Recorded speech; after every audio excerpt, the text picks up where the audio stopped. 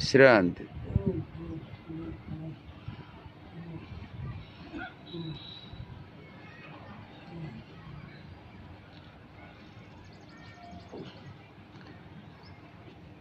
తాళ్ళు ముడేయటం చూసాం కానీ కాళ్ళు ముడేయటం చూసామా? ఇప్పుడు జరుగుతుంది అలాగా. మోకాళ్ళు, పిక్కలు, పాదాలు అలాగా పాములు పెనవేసుకున్నట్లు. ఓ గ్రేట్ గ్రేట్. అందుకే యోగులకి సాధ్యమవుతుంది. తల మీద నాగపడిగ కూడా చూడగలుగుతున్నారు. ఏకలవ్యుడికి అజ్ఞాతంగా అయినా సరే గురువు ఉన్నాడు. సాకె వెంకట్రాముడి స్వామికి సూర్యభగవానుడే గురువు. అన్నీ స్వయంభూ, సహజ సిద్ధంగా, సొంతంగా ఒకదాని తర్వాత ఒకటి అలా ఆయన శరీరంలోకి వచ్చేసాయి.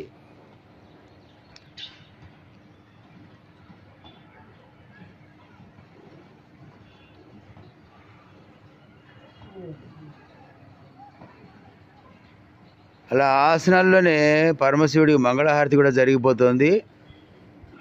పాదాల వరకు అర్ధగరుడాసన.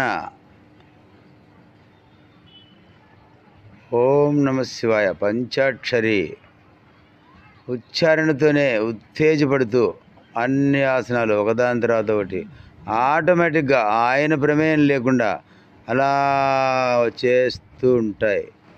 అది మనం ప్రత్యక్షంగా వీక్షిస్తున్నాం.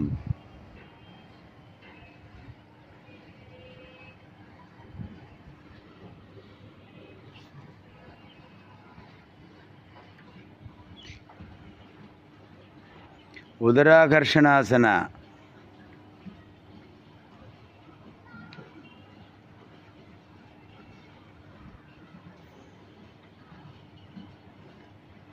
ఆజ్ఞాముద్ర, హృదయముద్రతో ఉదరాకర్షణాసన. ఓం నమ శివాయ ఆజ్ఞాచక్రంతో ఆడుకుంటున్నారు. ఓం నమ శివాయ నాగాభరణం.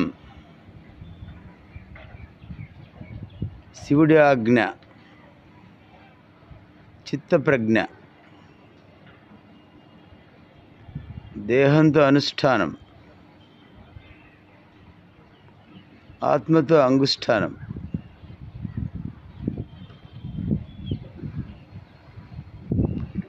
అంగన్యాస కరన్యాసాలు ఆటోమేటిక్గా జరిగిపోతున్నాయి.